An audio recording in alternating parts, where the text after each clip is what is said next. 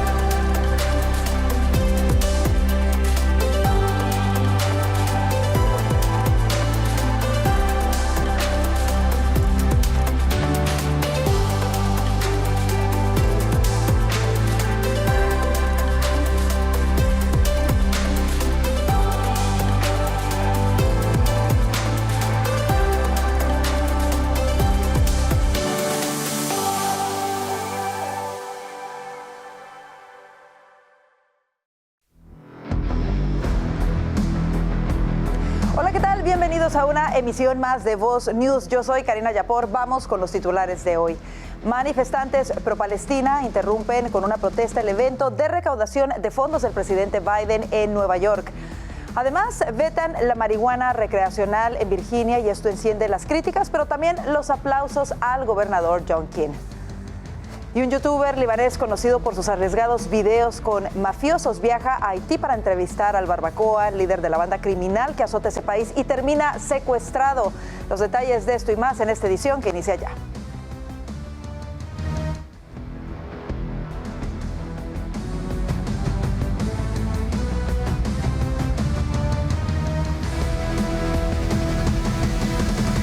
Que está con nosotros en el día de hoy. Iniciamos en Baltimore y es que el Departamento de Transporte de los Estados Unidos anunció que aprobó $60 millones en fondos de emergencia para apoyar los esfuerzos de recuperación y limpieza de Maryland. El secretario de Transporte, Pete Buttigieg, dijo que seguirán más fondos federales, pero que la financiación a más largo plazo del Congreso podría tardar meses. Según algunas estimaciones, Maryland podría terminar necesitando más de $1,000 millones para construir un nuevo puente tras la tragedia ocurrida hace unos días. Y una ley de seguridad pública se está poniendo en marcha en Washington, D.C., donde el Consejo de la Ciudad aprobó un proyecto que aumenta las penas por robo y por delitos cometidos con armas de fuego. Con el nuevo proyecto, D.C. da marcha atrás a una serie de reformas penales progresistas que reducían las penas para los delincuentes y que tuvieron como resultado un aumento de los homicidios durante 25 años. Las estadísticas del Departamento de Policía Metropolitana revelaron que el año pasado se registraron un total de 274 homicidios. Esta cifra representa un incremento del 35% respecto a 2022. Por otro lado, los robos aumentaron un 67%, los delitos contra la propiedad un 24% y los delitos violentos totales un 39%. Y mire, el Departamento de Policía de Nueva York anunció que 800 policías locales reforzarán la seguridad en el área metropolitana. A esto ante las escalofriantes cifras de agresiones y delitos registradas en esa zona. Mire, las agresiones graves se dispararon hasta los 570 ataques en 2023, un 53% más que antes de la pandemia del COVID. En 2019 se registraron 373 asaltos de este tipo, según informa el diario The New York Post. Y una manifestación pro-Palestina irrumpió en un lujoso evento de recaudación de fondos organizado por el presidente Joe Biden en la ciudad de Nueva York, generando tensiones en la Gran Manzana.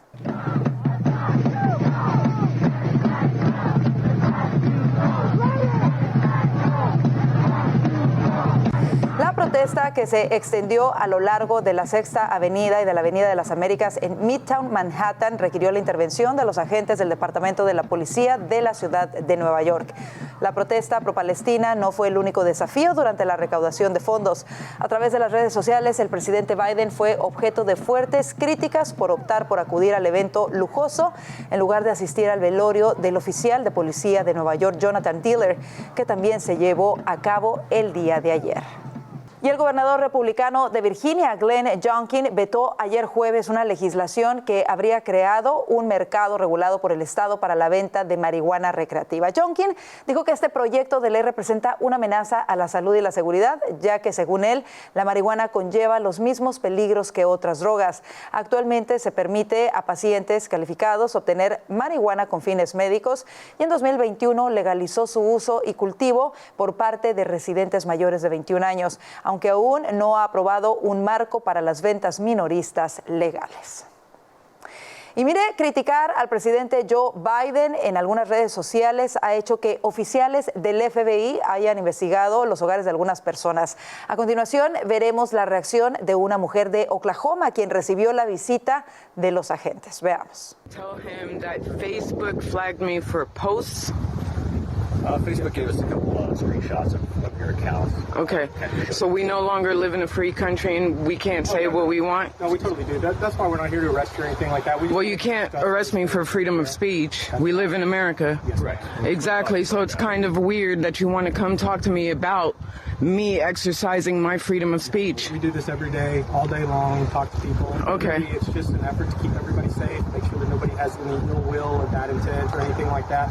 And we've got no reason to believe necessarily that that's you, and that's why we just wanted to have a conversation. So do you have a conversation with everybody on the neighborhood? Do you have information with anybody else in the neighborhood? I mean, all I've done is exercise my right as an American citizen on a public social media platform with my personal opinions. Correct? Okay. Mire, la investigación del FBI fue en casa de Rola Abdeljawad, una mujer musulmana que publicó en Facebook memes criticando al presidente Biden por su política sobre Palestina. Vamos a otros temas. El gobernador republicano de Idaho, Brad Little, firmó esta semana una legislación que prohíbe el uso de fondos públicos para una variedad de tratamientos relacionados con el género. La legislación impediría que programas públicos como Medicaid cubran o subsidien terapias hormonales, bloqueadores de la pubertad o cirugías de género para personas de cualquier edad. Esta legislación entrará en vigencia el 1 de julio. Y el senador estatal Scott Weiner afirmó falsamente que la ex nadadora universitaria Riley Gaines había quedado en 6º lugar durante el campeonato de natación de la NCAA en 2022 detrás del nadador transgénero Lia Thomas y que hubo un desempate entre los dos. Esto a pesar de que los dos realmente empataron hasta la centésima de segundo y Thomas, quien nació hombre, recibió el trofeo sobre Gaines. Riley no tardó en responder por sus redes sociales diciendo: no hubo desempate, fuimos exactamente al mismo tiempo. No quedé en 6º lugar, siempre he tenido claro que empatamos en el 5º lugar más rápido de todo el país, escribió y agregó que Weiner es un marxista misógino. Y escuche esto, investigadores de la Universidad de Duke utilizaron fármacos hormonales experimentales para ayudar a una madre transgénero de 5 hijos a amamantar a su nieto en un estudio que ha sido calificado de francamente inquietante. La mujer transgénero no identificada de 50 años estaba lactando espontáneamente y era capaz de producir hasta 30 mililitros de leche a la vez después de un tratamiento hormonal de 4 semanas. Heather Welford, de la organización With Women, un grupo de parteras y expertos en lactancia materna, calificó el estudio de inquietante. Dijo: los bebés vienen a este mundo listos para continuar la relación con su madre, pero interrumpir esto con intentos de amamantar por parte de cualquier otra persona es francamente perturbador, y lo dijo al diario Daily Mail. Y como le comentamos, el día de ayer, Sacramento, la capital de California, se declaró ciudad santuario para personas trans. Esto ha desatado preocupación, especialmente en padres de familia que no están de acuerdo en permitir que sus hijos se sometan a tratamientos de cambio de género que podrían afectarlos de manera permanente. Para platicar más sobre este tema, le damos la bienvenida a la abogada Mayra Joly, que está con nosotros. Mayra, gracias por estar con nosotros en esta tarde. Y lo primero que quisiera preguntarte es, ¿qué significa y qué peso legal tiene esta declaración por parte de la ciudad de Sacramento? Bueno, fíjate, gracias por la invitación al programa. Lo que está pasando ahora es que se está llegando a un punto de que teóricamente, prácticamente y directamente se le está diciendo a esta gama, a esta juventud, a estos niños, que ellos son imperfectos, que ellos de la forma en que nacieron, hay un problema con ellos. Y de esta forma se está alentando a esta juventud, a estos niños, a que tomen decisiones que van a alterar de tal modo su futuro, que van a terminar siendo los mejores candidatos para tratamientos mentales, porque llega el momento de que estas personas van a ser adultos, van a crecer y van a tener un nivel de vida despreciable tanto para ellos mismos como para las otras personas alrededor. Ahora, claro, esto es un problema que estamos viendo más frecuentemente en todo el país y vemos que hay una gran variación en cómo cada ciudad y cada estado está abordando este tipo de problemas. Por ejemplo, en Texas y en Florida se prohíben los tratamientos de cambio de género como cirugías y bloqueadores hormonales en menores de edad, en niños, porque evidentemente no hay tanta evidencia de cómo los puede dañar. Sin embargo, en estados como California estos tratamientos se permiten y se alientan de alguna manera. Desde el punto de vista legal, abogada, ¿qué pueden hacer los padres de familia para poder defender sus derechos paternales sobre decidir qué es lo mejor para sus hijos cuando son menores de edad? Absolutamente. Los padres de familia tienen un recurso legal para ellos poder determinar cuál es el mejor interés de sus hijos. Fíjate bien que esto es una situación en la que los jueces tienen que ver, las cortes tienen que ver cuál es el best interest of the child, el mejor interés del niño. Y nadie más que los padres pueden demostrar que tienen el mejor interés de sus hijos en primer lugar.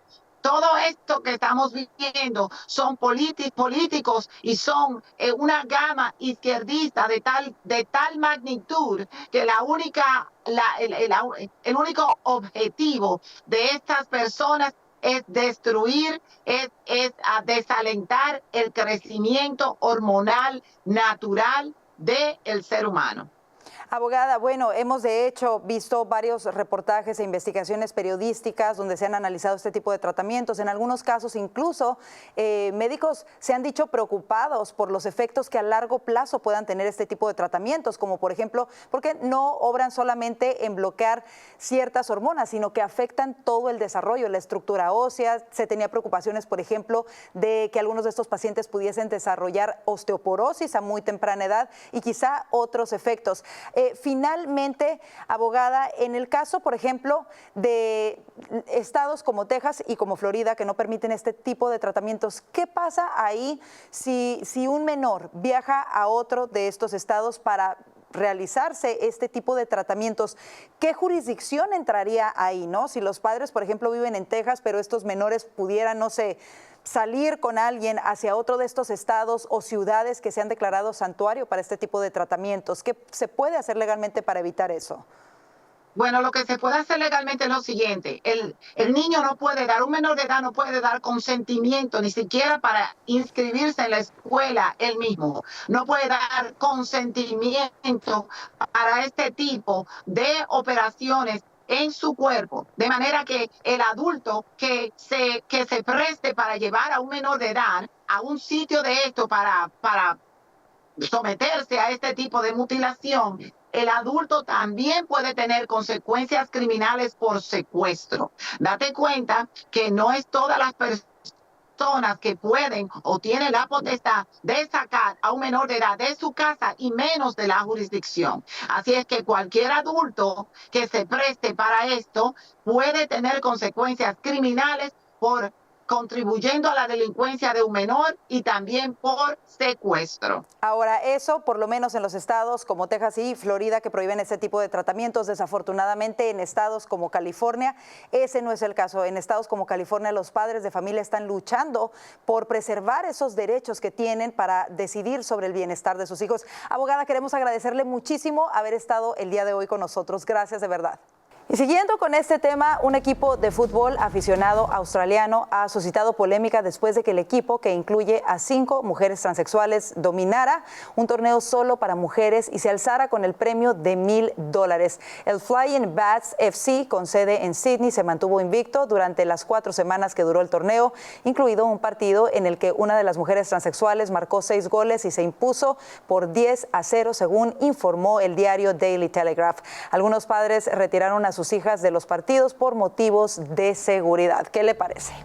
Hacemos una breve pausa. Rusia informa sobre contactos que podrían llevar a un posible intercambio que liberaría al periodista estadounidense Evan Gershkovich, detenido en ese país hace un año. Los detalles de esto y más al regreso.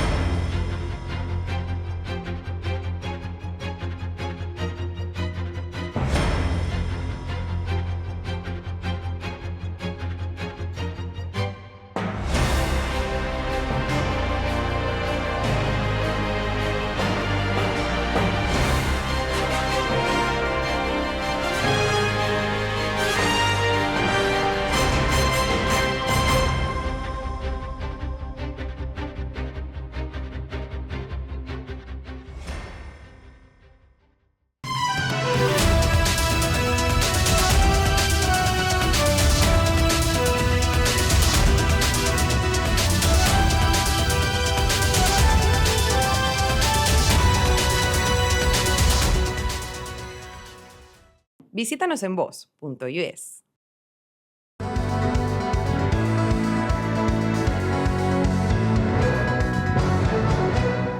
Vámonos a hablar de lo que nos interesa a todos, las finanzas. Mire, en el último trimestre la economía en los Estados Unidos se expandió a una tasa del 3.2%, pero al mismo tiempo se originó un desempeño de interés mucho más alto por el creciente gasto de los consumidores.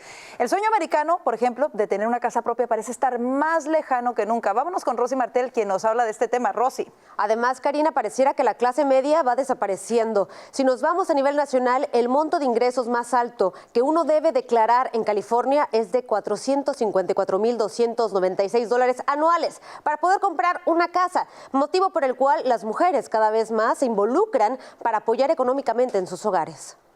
A raíz de la pandemia, los precios para adquirir una vivienda en Estados Unidos han subido considerablemente. Y según datos proporcionados por Zillow, una persona necesita 4 veces más de ingresos para adquirir una propiedad, motivo por el cual parejas en la actualidad comparten responsabilidades económicas, sobre todo en San José, California, donde se necesita un ingreso de casi $500,000 al año. En tus ganancias tienes que tener unas ganancias fuertes para poder adquirir una casa, que hagas muchísimo más dinero de lo que hacías antes. Las dos head house, lo que se le dice, las 2 personas de la familia van a tener que trabajar y van a tener que apoyarse mutuamente si quieren lograr tener el sueño americano. Aparte de que ya la mujer tiene un rol, no lo llamemos empoderado, toda esta línea que hay ahora, pero sí tiene que lamentablemente apoyar por la realidad.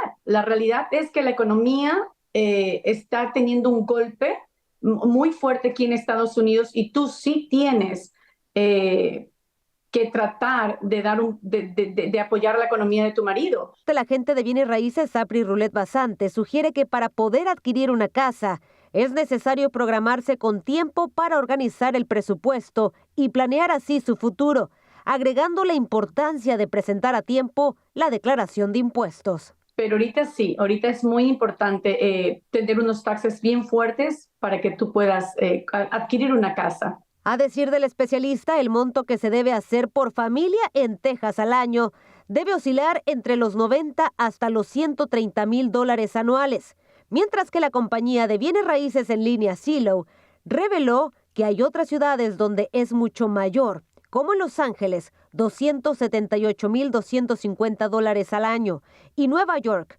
$213,615 anuales. Rematando que buscar asesoría para obtener el préstamo hipotecario es primordial para tener así la documentación en orden. Los requisitos para los préstamos son 2 años de impuestos, 3 líneas de buen crédito y un trabajo fijo, mínimo desde el 2022. Pero aunque los precios suben, los salarios se mantienen bajos. Regreso contigo, Karina. Muy interesante información. Gracias, Rosy, por ese reporte. Pero vámonos a otros temas. Y es que Greg Abbott se reunió con el presidente de la Cámara de Representantes, Mike Johnson, en Austin para discutir asuntos críticos relacionados con la crisis histórica en la frontera sur de los Estados Unidos y el desastroso impacto que las políticas de fronteras abiertas del presidente están teniendo en el estado. Abbott instó a Johnson a aprobar medidas de seguridad fronteriza y lamentó la incapacidad del Congreso para hacerlo. El gobernador republicano también promocionó los éxitos de los esfuerzos integrales de seguridad fronteriza del estado de Texas a través de la operación Lone Star y pidió a Johnson que apoye la lucha del estado contra los esfuerzos de la administración Biden para frustrar precisamente estas acciones por parte del estado de Texas queriendo asegurar la frontera. Y mire, en una entrevista reciente con The Spectator, la estrella de música country Aaron Lewis explicó su postura intransigente cuando se le preguntó acerca de las turbas de la cultura de cancelación que lo persiguieron en el pasado. El gobierno de la mafia no es el de los Estados Unidos de América, dijo. También señaló que a la izquierda o te adhieres a su narrativa y su objetivo o te acaban y no tienes voz para participar, no tienes opinión, te conviertes en un deplorable y dijo que eso a él no le importa, que él no cambiará ni su música tampoco.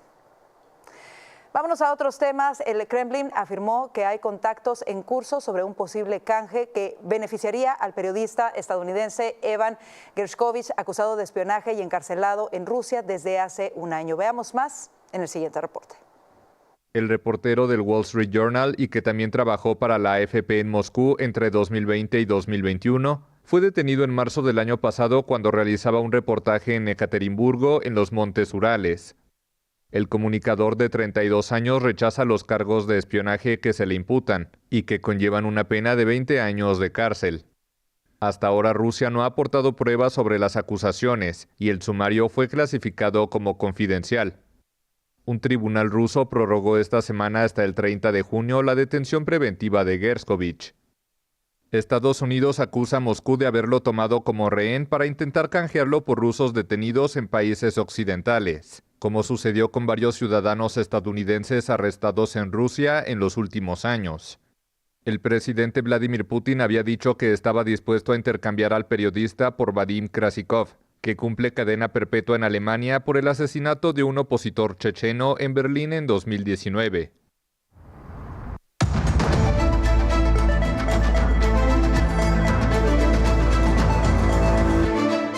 El expresidente de Brasil, Jair Bolsonaro, solicitó a las autoridades federales que le devuelvan su pasaporte y le autoricen viajar a Israel para poder aceptar una invitación a un evento del primer ministro Benjamín Netanyahu en mayo. Los abogados de Bolsonaro presentaron la solicitud de su defendido ante la Corte Suprema el lunes, el mismo día que The New York Times publicó imágenes de una cámara de seguridad que mostraban que el expresidente pasó presuntamente 2 noches en la Embajada de Hungría en Brasilia.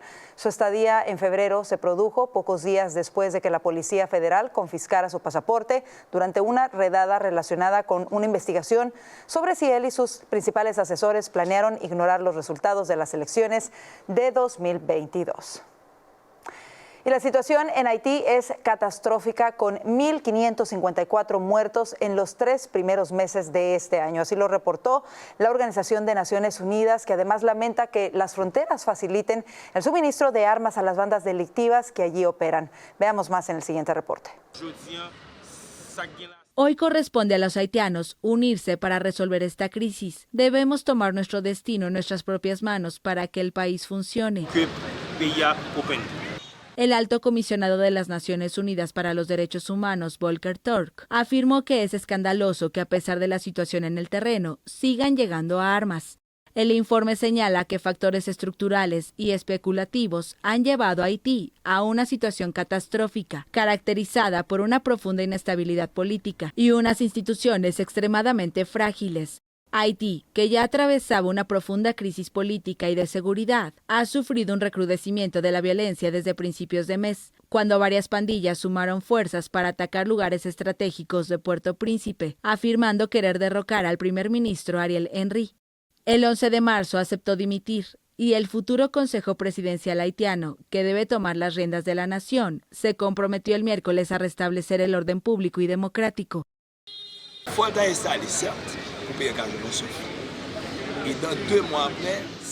Hay que crear el Consejo Presidencial para calmar la situación. Si las demandas del pueblo no se cumplen dentro de 2 meses, no habrá salida.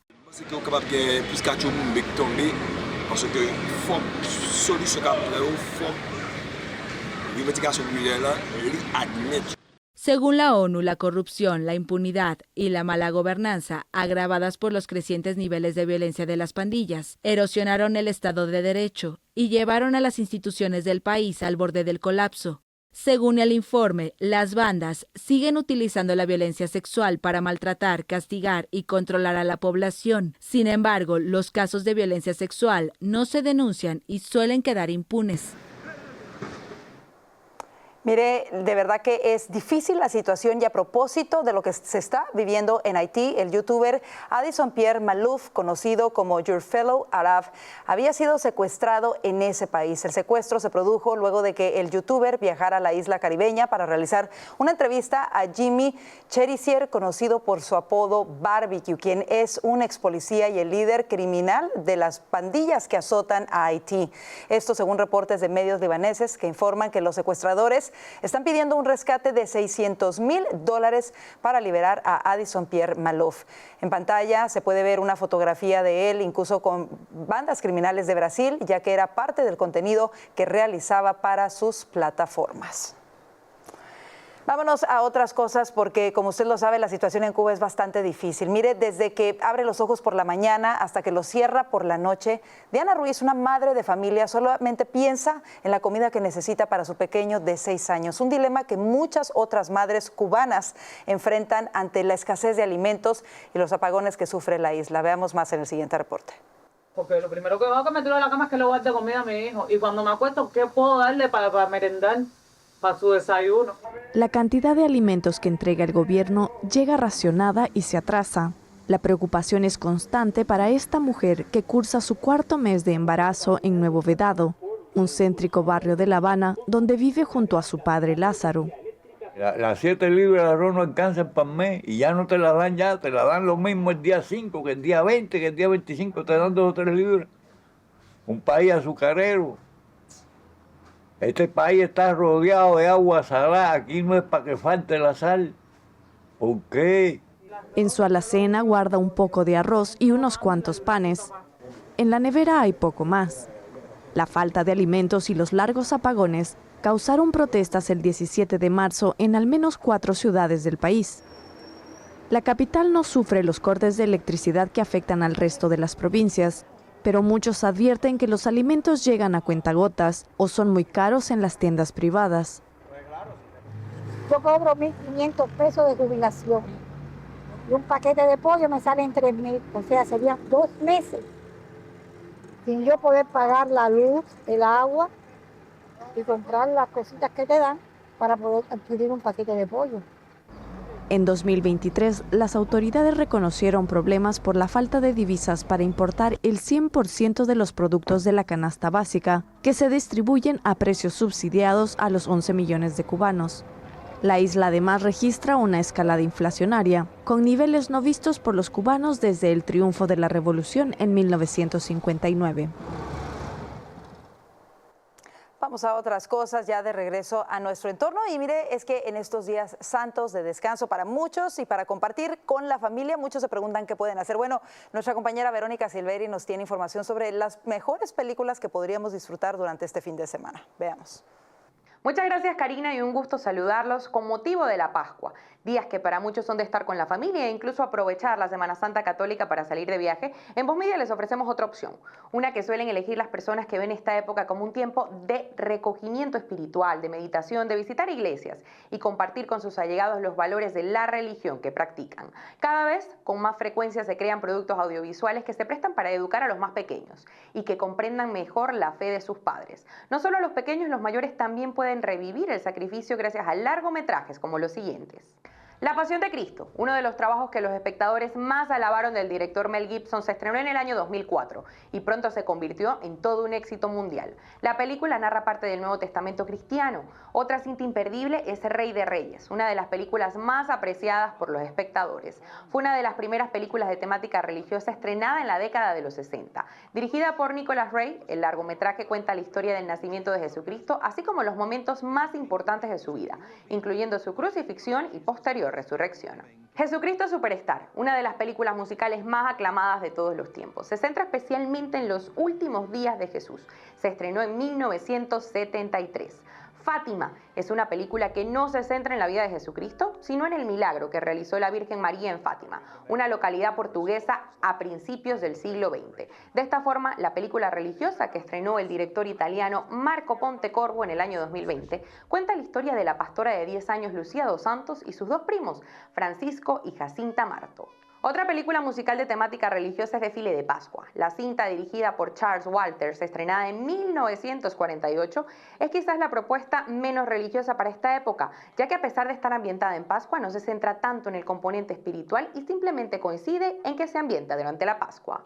Seguimos con María Magdalena, y es que existe una figura femenina que estuvo presente durante los últimos días de Jesús. El largometraje es dirigido por Garth Davis y se estrenó en el año 2018. Y por último, Jesús de Nazaret, una película centrada en la vida de Cristo, estrenada en el año 2019.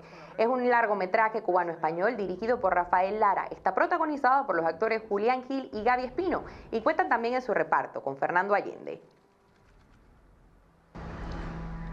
Síganme y los haré pescadores de hombres.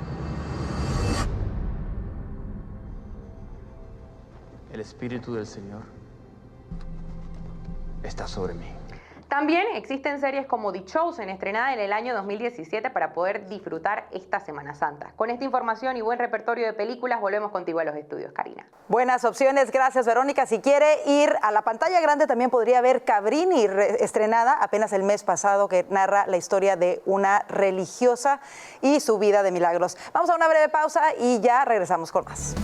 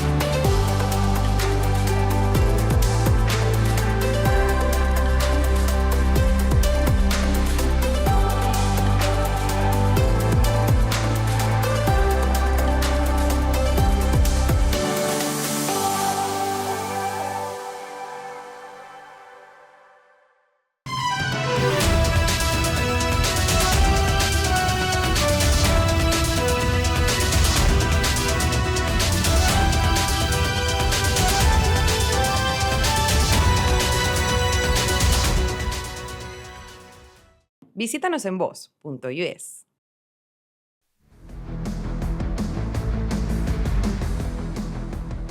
Qué bueno que sigue en sintonía. Como le informamos, el presidente Biden fue por una recaudación de fondos a Nueva York junto a los expresidentes Barack Obama y Bill Clinton, pero no todo fue color de rosas porque manifestantes pro Hamás interrumpieron la paz del evento a las afueras, en donde tuvo que asistir incluso la policía para buscar de alguna u otra manera bajar la tensión que se vivió en el lugar. Para platicar de esto nos vamos con nuestros analistas. Están con nosotros Orlando Avendaño y Vanessa Vallejo. Y bueno, ¿qué les parece esto? Creo que el presidente Biden se encuentra en una situación bastante difícil, en donde ya no solamente recibe de alguna manera presión, digamos, por gente conservadora, sino ahora es gente de su propio partido que no se ponen de acuerdo en quién apoyar, ¿no? Vemos que hay este bloque de personas dentro del Partido Demócrata que están empujando muy fuerte y presionando fuertemente a Biden con el tema de Hamás. Y comienzo contigo, Vanessa. Incluso hemos visto que esto ya ha tenido peso en las decisiones y en las posturas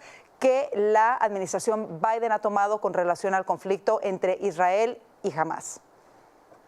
Es una situación bastante complicada para el presidente Biden.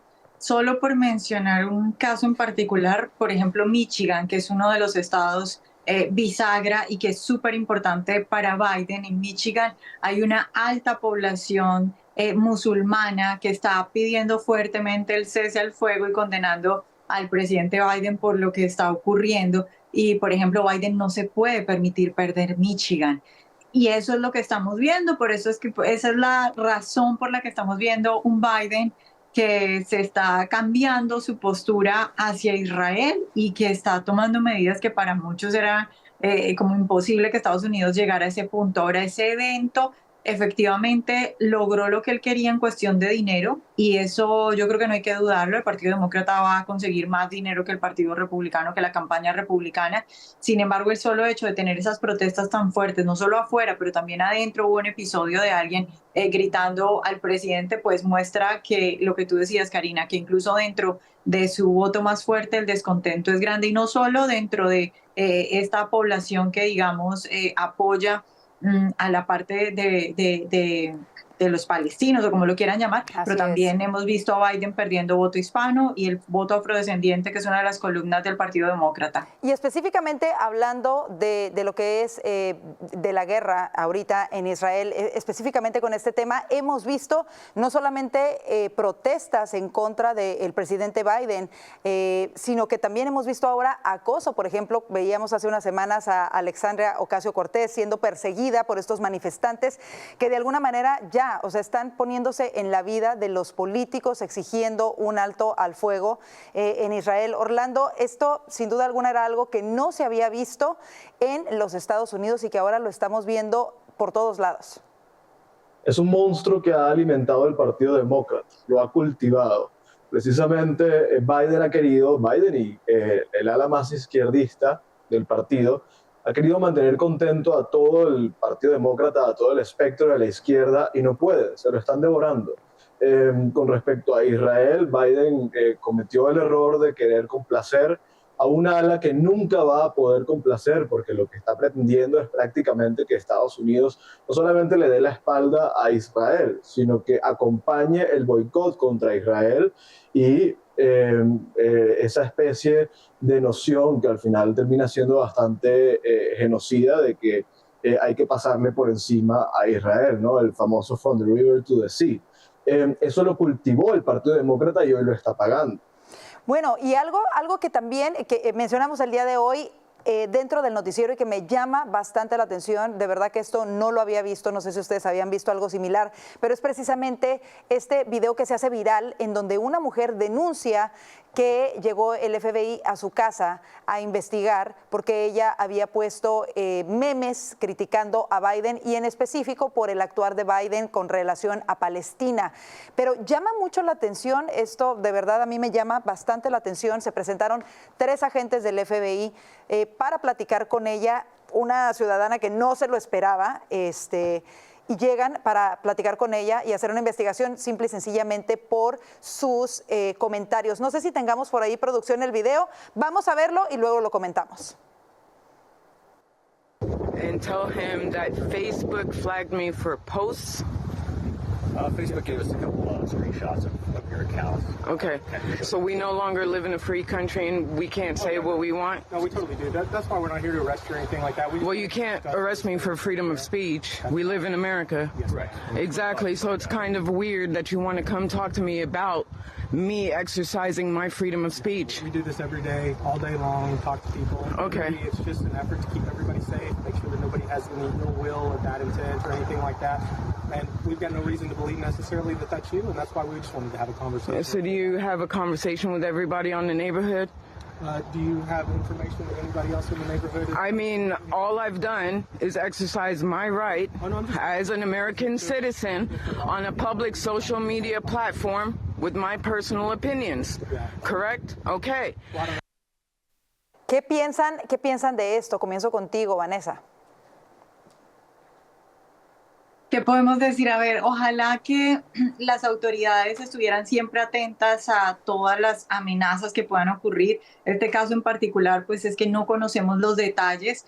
Sin embargo, yo entiendo la indignación de muchas personas, entendiendo que en este caso todavía no se conocen muchos detalles de lo que pasó, porque estamos en una administración en la que, por ejemplo, los católicos están siendo investigados e incluso han sido puestos en listas de terroristas o de extremos peligros acá en Estados Unidos. Entonces, claro, la gente se asombra cuando pasan este tipo de cosas.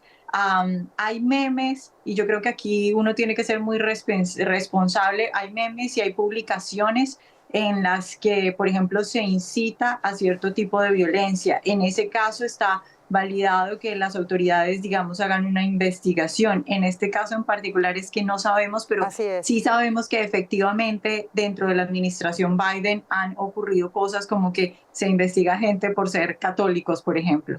Orlando, rápidamente, antes de irnos al corte comercial, ¿qué piensas de esto? Mira, no está mal que el FBI esté monitoreando lo que dice la gente en redes sociales, porque ahí precisamente se pudieron haber neutralizado varios o atentados o ataques que ha habido recientemente. Lo preocupante aquí es que el FBI está terminando siendo un brazo ejecutor del Partido Demócrata y del gobierno de Joe Biden. Cuando las motivaciones para llevar a cabo esto son políticas, se pervierte completamente la esencia del FBI. No se trata de resguardar la integridad del país, sino se trata de resguardar la integridad del partido y del gobierno. Interesantes comentarios. Hacemos una breve pausa. Tenemos mucho más de qué platicar. Usted no se mueva de su asiento. Quédese con nosotros que ya volvemos.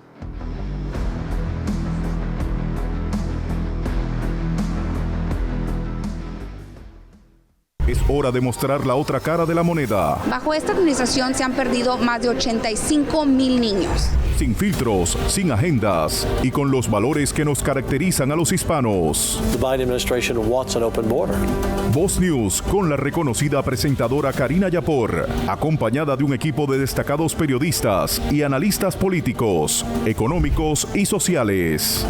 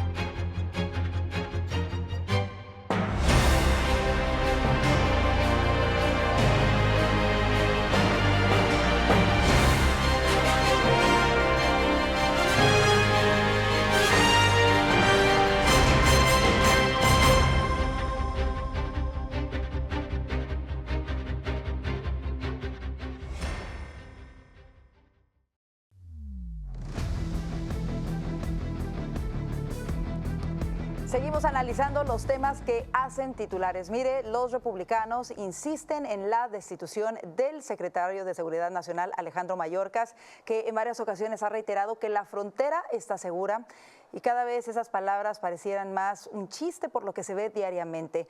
Regresamos de nueva cuenta con nuestros analistas para platicar de ello, y es que Mayorkas es o no un factor que afecta la popularidad de Biden de cara a las elecciones presidenciales de este año. Orlando.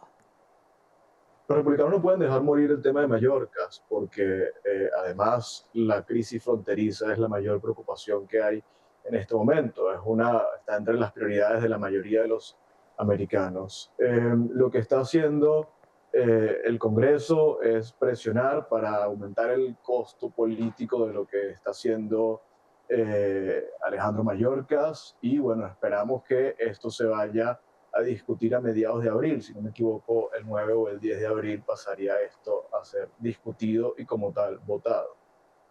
Vanessa, ¿hay realmente el poder político para poder remover? Sabemos que obviamente en la Cámara de Representantes se aprobó, pero el Senado está controlado por los demócratas. ¿Por qué entonces insistir? ¿Por qué es tanta la insistencia entonces de los republicanos en este sentido? Bueno, el control hay que hacerlo, sea lo que sea, es decir, uno tiene que hacer su labor, no importa si los otros no hacen la suya. Creo que esa es un poco la posición de los republicanos en la Cámara de Representantes. Ahora hay que decir que en el Senado no va a pasar. Para este tipo de cuestiones se necesita una supermayoría, es decir, 2/3 del Senado. No tienen ese tipo de número los republicanos, y aún hay que agregarle a eso que hay bastantes republicanos en el Senado que, si bien condenan lo que está pasando en la frontera, que si bien creen que Mayorkas no ha hecho un buen trabajo, no creen que el desastre en la frontera dé para acusarlo a él y terminar esto en un impeachment. Es decir, no creen que haya delitos impugnables, que es lo que se pide para que un ministro termine en un impeachment. Entonces, y de hecho por eso les costó tanto trabajo pasarlo en la Cámara. Esto no quiere decir que Biden no tenga la culpa, esto no quiere decir que no sea un desastre, no quiere decir que no haya una crisis, simplemente que para un impeachment los estándares son muy altos y lo que se necesita son delitos impugnables. Ahora, entonces, de cara a las por elecciones, eso creo que en el Senado no va a pasar. Sí, definitivamente. Ahora, de cara a las elecciones del 2024, en el escenario de que Biden ganase la reelección, ¿creen ustedes que Mayorkas seguiría otros 4 años en ese puesto, Orlando? Mira, yo pensaría que no. Yo creo que, claro, yo creo que Biden tiene que retener a Mayorkas porque no puede reconocer en estos momentos el fracaso que todo el mundo ve, incluso los gobernadores o alcaldes demócratas que lo están sufriendo muy fuertemente.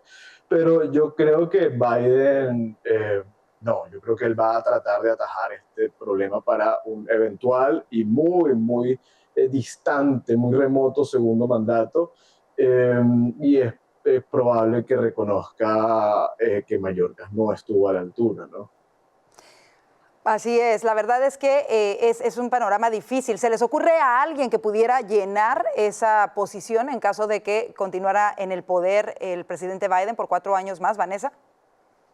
Es que yo no creo, o sea, yo creo que hay una alta posibilidad de que Mayorkas pudiera seguir en ese puesto. A ver, la administración Biden no se ha echado para atrás. La administración Biden lo que ha dicho es que tienen un sistema migratorio roto que heredaron del presidente Trump, lo cual obviamente es ridículo, pero lo que ellos piden es más recursos para supuestamente arreglar lo que está pasando en la frontera. En ese sentido, ellos podrían ver una salida de Mayorkas incluso como un reconocer una especie de error, y no es la retórica que ellos están poniendo desde ahora.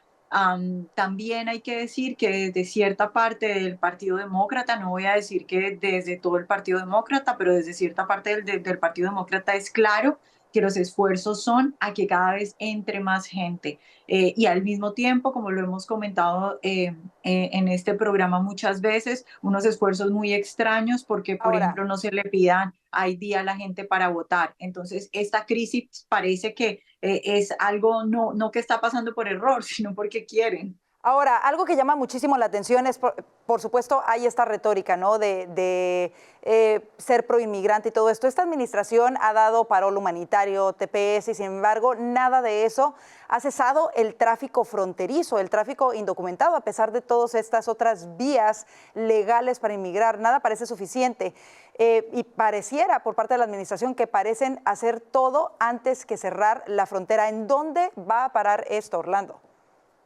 Karina, pero es que por un lado tratan de reconocer que el sistema está roto, que necesitan recursos, culpan a los republicanos de que no quieren cooperar, pero por el otro lado le impiden, por ejemplo, a Texas cubrir sus fronteras, protegerlas. Claramente es un tema político e ideológico, no es un tema real, social, de que le importen los americanos, porque si fuera así, estuvieran colaborando con Texas, que es el estado que más sufre esto, para que precisamente se detenga la crisis. Pero no, yo creo que como obviamente hay un sector extremista del Partido Demócrata que quiere que el país no tenga fronteras y que esto sea una crisis y que el país se vaya a la deriva, ellos no pueden de alguna manera sacrificar a ese sector o enterrar a ese sector y tienen que mantener contentos a los que ideológicamente no están a favor de que la frontera sea segura.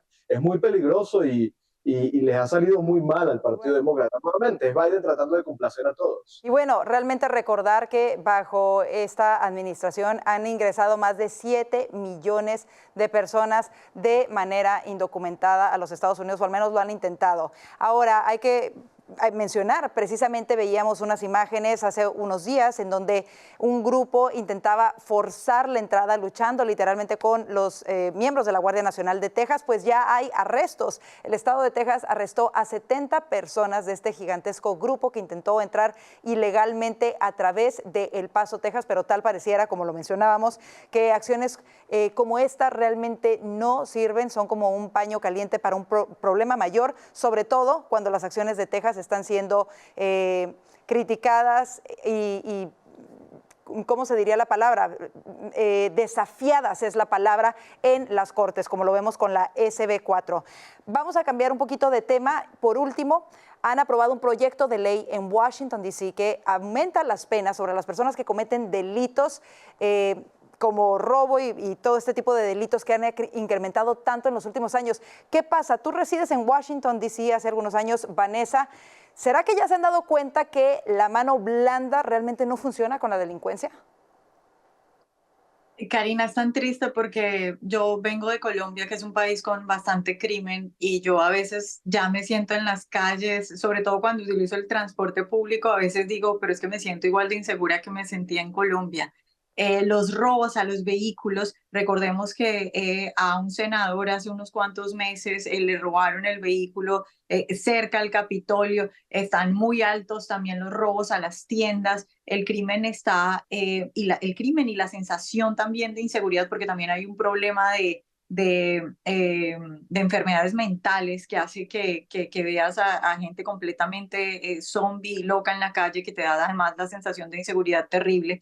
Y eso pues ha hecho que la alcaldesa muy demócrata de D.C. Y los políticos muy demócratas de D.C., porque recordemos que D.C. vota casi 95% demócrata, hayan decidido echar para atrás, que yo no diría ni siquiera si uno va a ser, digamos, justo con esto ni siquiera es endurecer, sino echar para atrás las medidas blandas que año tras año fueron aprobando. Entonces, ante este desorden, están un poco echando para atrás esas medidas blandas para intentar controlar un poco el crimen que se les ha ido de las manos. Esta ola de criminalidad la hemos visto no solamente en Washington, D.C., lo estamos viendo en Nueva York, donde el crimen está desatado. Lo hemos visto en ciudades de California también. Orlando, ¿tú crees que, y a los dos les pregunto, creen que estas medidas, Washington, D.C., a pesar de ser tan liberal, tan progresista y tan demócrata, está echando para atrás esto porque ya lo están sufriendo? ¿Será que vamos a ver esa réplica en otras ciudades y en otros estados? Yo creo que sí, porque al final los electores votan de acuerdo a pues, el bolsillo y la seguridad. Y les va a salir muy caro al Partido Demócrata la crisis que han provocado. Les salió el tiro por la culata. No solamente, bueno, está el tema del crimen, pero está el tema migratorio, que, ojo, tienen una relación muy estricta. Estas ciudades santuarios pues lo han sido en el momento de mayor crisis migratoria y están sufriendo las consecuencias, y también eso ha provocado un aumento del crimen importante. El Partido Demócrata tiene un problema gigante que es abordar la realidad, pero al mismo tiempo abordar la retórica ideologizada y manipulada con la que han tratado de persuadir a los electores. No les está saliendo bien, la realidad se está imponiendo, porque termina imponiéndose, aunque ellos traten de maquillarla, no lo están logrando. Bueno, y algo que hay que mencionar, al menos DC está tomando medidas. En otros lados se envían señales contrapuestas, como por ejemplo es el caso de Nueva York, ¿no? Donde vemos que la gobernadora manda a la Guardia Nacional a estar ahí cuidando a la gente en el servicio público del metro, mientras que sale Eric Adams a decir que no, que todo está bajo control en la ciudad de Nueva York. Así que ojalá que veamos realmente que se empiezan a tomar estas medidas, porque es la gente la que los está sufriendo. El caso de California es uno de estos casos increíbles en donde las ciudades han sido transformadas también. Gente que vive allá en años dicen que verdaderamente algunas ciudades como San Francisco, Los Ángeles están fuera de control y prácticamente irreconocibles. Por último, Vanessa, ¿crees tú bueno, cuándo va a entrar, si tienes esos datos, cuándo es que entra esta nueva medida en Washington, D.C., y si crees que realmente esto va a provocar un cambio realmente en la seguridad en la capital del país?